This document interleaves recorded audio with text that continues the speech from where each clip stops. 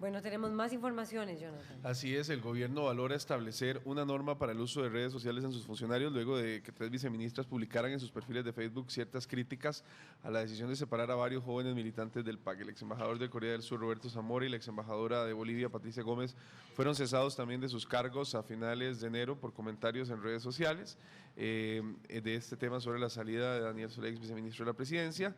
Mauricio Herrera, ministro de Comunicación, ha indicado que esa posibilidad de crear una norma de uso de redes sociales para miembros del gobierno se estaría quizá discutiendo con otros jerarcas. Herrera fue designado como jerarca en comunicación el pasado 21 de abril, luego de que la administración de Luis Guillermo Solís pasara un año sin un funcionario en dicho cargo.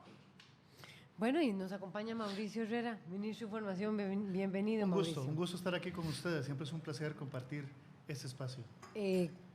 ¿Por qué razón se toma esta disposición en torno al uso de las redes sociales, Mauricio? Es que aún no hay una disposición tomada en ese sentido. Lo que yo he dicho es que podría ser valorada. Pero ¿qué es lo que ocurre en este tema? Es, en primer lugar, lo que debe imperar es el sentido común. Sentido común, sentido común y sentido común. Y también saber cuando alguien va a hacer una publicación, en qué medida eso contribuye con el país, contribuye con el esfuerzo y las líneas que ha estado siguiendo el gobierno, y en qué medida ese comentario que alguien puede hacer va alineado con lo que se ha venido estableciendo desde el gobierno. Entonces, existe la posibilidad, o se ha discutido o comentado la posibilidad de establecer un protocolo en esta dirección, con el fin de que haya unos lineamientos claros de cómo debería hacerse uso de las redes sociales. Sin embargo, es muy delicado porque al existir una norma escrita, una directriz en ese sentido, las excepciones en el día a día pueden ser múltiples, y luego también cuando haya alguna transgresión o supuesta transgresión a un protocolo de ese tipo, va a haber también pedidos de acción rotunda para que se imponga algún tipo de sanción. Entonces, cuidado si puede significar ponernos una trampa de la cual difícilmente se pueda salir después, o alguna norma que pueda parecer demasiado rígida. Y además también hay un tema de libertad de expresión en medio. La línea es muy, muy tenue, la franja entre dónde es… Muy delgada. Dónde es estrictamente necesario, y censurar. claro, de dónde estamos regulando, dónde alguien puede considerar lo que es una censura, y nos puede generar también de parte de la sociedad un conjunto de críticas a menudo justificadas, porque puede ser interpretado como un intento de controlar de manera férrea lo que dicen los funcionarios. Luego también habría que decir, bueno, ¿en qué niveles de funcionarios? Si son todos los funcionarios públicos o si son solo de algunos rangos, ¿dónde se establece la línea? Es muy delicado. Digamos que estuviéramos hablando del Consejo de Gobierno, uno entiende que en órganos federados siempre se siente, no hay completa, se está de acuerdo siempre con todo, pero siempre de cara a cualquier cuerpo colegiado, de cara fuera de ese cuerpo, siempre hay una unidad en el criterio aunque uno no esté de acuerdo. Es falta de prudencia quizá de alguno de los miembros, por ejemplo con los comentarios que uno vio de las viceministras, por lo menos la de Vivienda, con el tema de que mano más dura la que lo juzgará, está bien, había un dolor, como decía el presidente un día de estos, ante la partida de gente que ellos consideraban muy cercana, pero no se veía. ¿Será que hay gente que dentro del gobierno que no está comprendiendo el tema de prudencia en esto, al ser tan nuevos en esta función? ¿Qué puede ser, Mauricio? Es que esto yo creo que no está en relación con si alguien es nuevo o viejo en la función pública, o si tiene mucha experiencia o poca. Evidentemente, en algunas ocasiones nos dejamos llevar por nuestras emociones. A veces estas reacciones pueden ser útiles en tanto lo que se esté comentando o lo que se esté haciendo esté alineado con normas, con posiciones, con políticas que ha estado planteando el gobierno. En otras puede ser que no, en otras el mensaje puede ser mal interpretado, como a mí me parece sinceramente en estos casos, en donde si uno tenía todo el mapa completo de lo que estaba pasando, uno puede entender claramente que algunas compañeras no se estaban necesariamente refiriendo al presidente o al gobierno, sino al contexto político que se estaba viviendo, donde se pudo haber, digamos, dañado, herido a compañeros sin que fuera absolutamente necesario desde su perspectiva. Entonces uno puede comprender quizás el sentido, no así el público que no ha estado de lleno dentro del tejimaneje de lo que venía ocurriendo. Pero sí se puede malinterpretar. Que es falta de prudencia, es claro, digamos, que sí hay un tema en todo esto donde la prudencia, pensar 2 veces o 3 veces el mensaje que se quiere emitir y en qué medida puede afectar o no una determinación del gobierno que ha sido tomada valorando múltiples criterios. Entonces, claro, la prudencia es una de las mayores virtudes que se pueden ejecutar y manifestar en la función pública, y también es muy fácil faltar a esa virtud. Entonces, es un tema de cuidado. Me parece también que se vamos a ver, un poco hubo una reacción desmesurada quizás, pero bueno, está claro que es un tema de sentido común y que por ahí vamos a estar trabajando. ¿Será como que las redes sociales cada vez más están más presentes, más activas? No sucedía tanto en administraciones anteriores. Sí, habría que ver en otras administraciones lo que sí. Y también pregunto, una segunda pregunta sería, ¿será, bueno, es un gobierno del PAC, es un gobierno que no había estado en el poder, a diferencia de Liberación y la Unidad, en Liberación donde las líneas son como más claras, en una administración, una gestión más de partido, más de pensamiento de línea? Quizás, todas esas son posibilidades, pero yo lo resumo de nuevo en esos conceptos de sentido común y de prudencia a la hora de manifestarse. Ahora, yo soy de los que creo que todos tenemos el derecho y la necesidad de manifestarnos acerca de lo que ocurre en el país. El punto es que cuando estamos en una función pública, especialmente un puesto de alta jerarquía, tenemos que entender que ya perdemos nuestra individualidad. Ya no es Mauricio Herrera como tal el que se manifiesta, sino es un ministro de gobierno, aunque lo haga en un grupo privado, aunque lo haga dentro de un grupo de WhatsApp, aunque lo haga en un blog personal o en una página personal, es un ministro de gobierno que se está expresando y se ostenta ese cargo las 24 horas.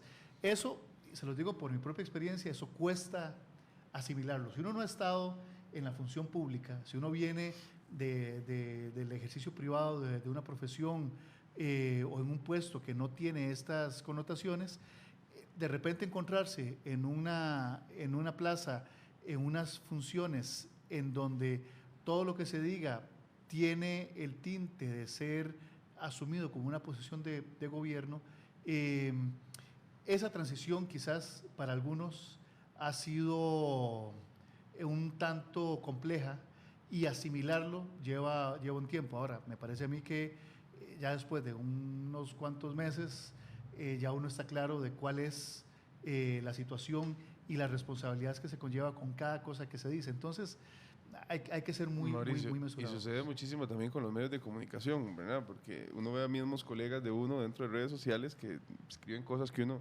diría, ¿dónde queda la prudencia? ¿Dónde queda el sentido común? Los mismos medios de comunicación, por lo menos algunos de los más importantes del país o los que tienen más tiempo de estar, han generado este tipo de políticas de uso de redes sociales donde son muy puntuales con las cosas que se pueden y no se pueden hacer, y uno las firma o no las firma. En ese sentido, ¿van a migrar a eso ustedes también? A un sentido donde si haces esto vas a tener estos problemas dentro de los mismos medios de comunicación. Estas prácticas. Sí, eso es lo que yo le decía, que en algunos casos, y más aún en el sector privado, quizás pueden aplicar normas absolutamente estrictas y que se le diga al empleado, si usted quiere trabajar acá, las asume. Eso implica unas limitaciones importantes a su ejercicio de libertad de expresión personal, y si no quiere, pues no lo firme, no trabaja con nosotros. El punto es que también desde el sector público me parece que eso puede llegar a ser interpretado como una restricción ilegítima a la libertad de expresión de las personas. Entonces, yo desearía no tener que llegar a ese punto. Creo que las experiencias ya han sido suficientes y muy diversas. Porque este gobierno ha tenido varias, en esta administración, y me parece que ya todos tenemos que estar pues al tanto de eso. Pero si existiera una norma por escrito, yo les aseguro que muy pronto, en primer lugar, nos van a acusar de ser censores, cosa que a mí en lo personal y por mi trayectoria en tema de libertad de expresión me afecta muchísimo. Y en segundo, nos van a intentar encontrar constantemente faltas por algo que dice un funcionario, algo que dice otra persona, algo que diga el presidente. Va a ser algo como qué, como un entendido. Entonces, lo que... verbal, porque de hecho en las últimas semanas hemos estado hablando y armando una serie de lineamientos para las oficinas de comunicación del gobierno, que son lineamientos de carácter general, pero importantes, donde se enfatiza la transparencia, la rendición de cuentas, el deber de ser diligentes, oportunos en la atención de los medios de comunicación, pero sobre todo muy abiertos. Yo creo que dentro de esas normas lo que se va a recomendar allí es la prudencia, el sentido común y sobre todo el pensar antes de escribir nada a título personal, pensar si eso ayuda a nuestra gestión o la compromete. Y en principio yo me inclino a mantenernos en esa instancia, es decir, una norma de carácter general, un llamado de atención a usar esas herramientas con mucha prudencia y a que sean utilizadas a favor de nuestros objetivos, que son los objetivos pues, de toda la sociedad, son objetivos de crecimiento económico, de prosperidad, de trabajo, de transparencia, de combate a la corrupción y demás. ¿Cómo analiza Mauricio Herrera las informaciones que ha dado a conocer Otto Guevara, el diputado, a propósito de este tema en torno a los salarios de funcionarios de las instituciones estatales? En primer lugar, él está pues en todo su derecho de solicitar información y divulgarla. Está haciendo uso de las garantías constitucionales en derecho de acceso a información y de libertad de expresión, cosa que me parece que es totalmente natural. Lo que sí me parece es que ha habido un especial énfasis en lo que yo llamo casos desviantes. Y los casos desviantes en cualquier tipo de investigación social, científica, los casos desviantes efectivamente son eso, son excepciones que no necesariamente reflejan lo que es la norma. Entonces, es el típico ejemplo de en un aula con personas muy pequeñitas, si tenés a alguien de 2,20 metros de altura, de repente todos se estiran en esos números. Y me parece que ha habido un especial énfasis en algunos casos que son muy particulares, que no son la norma. Y eso termina creando una imagen casi de los funcionarios públicos como que si fuésemos delincuentes, una mafia y demás, cuando en realidad se ha criticado muchísimo salarios que superan el 1.000.000 de colones, pero hay cantidad de profesionales con muchos años de experiencia, con su titulación, con su formación, que están ganando escasos 1.000.000 de colones, poquito para arriba, poquito para abajo, y que en realidad son profesionales que tienen salarios en el promedio o por debajo del promedio. Igual ha ocurrido con la Universidad de Costa Rica, donde ellos han explicado de su masa salarial cuántos son los que tienen salarios de verdad altos, son porcentajes pequeños. La gran mayoría se maneja incluso por debajo del 1.000.000 de colones, pero además aquellos que tienen salarios que pueden ser considerados altos, también hay que ver por qué. En el caso de las universidades hay catedráticos con doctorados, postdoctorados, cantidad de publicaciones, muchos años, muchas investigaciones, y que es personal muy valorado y es personal que las universidades se esfuerzan en mantenerlos para que sigan aportando al país. Entonces, lo que ocurre es que esto no es un tema de blancos y negros, y lo han querido presentar de una manera muy maniquea. Y me parece que es ahí donde está el problema. Don Mauricio, para finalizar nada más, hay una publicación que hace don Carlos Roversi y que ha generado bastantes críticas. Estaba con la Presidenta de la República, el exministro de Comunicación, ahora asesor de la fracción legislativa del PLN, abierto seguidor del PLN y que todos pues lo conocemos. Él estuvo con Laura Chinchilla supervisando obras desde el gobierno anterior. Eso ha generado ciertas reacciones de muchos sectores. Andaba con el alcalde, que también criticó a Laura Chinchilla y dijo que no la querían ni recibir en Nicoya. Andaban ahí viendo las obras. Alcalde de Liberación también. ¿Cómo toma esto el gobierno de ver a una expresidenta, a un ex viceministro, a un exministro y también ver a un alcalde ahorita en ejercicio en este tema? ¿Cómo toma esa visita del gobierno? En primer lugar, hay libertad de tránsito, obviamente, libertad de expresión, obviamente, cualquier costarricense puede ir donde guste, cuando guste. En eso no hay ningún problema. Y si la señora Chinchilla y sus compañeros, excompañeros de gobierno, quieren ir a visitar algún lugar del país, pues por supuesto que no hay ningún tipo de limitación. El problema está cuando se hacen manifestaciones en donde se arrogan para ellos mismos o para un partido una determinada obra, cuando en realidad esas obras han sido hechas gracias al esfuerzo de todos los costarricenses. De hecho, hay algunas de esas obras que han visitado en estos días, son obras que vienen de bastante atrás.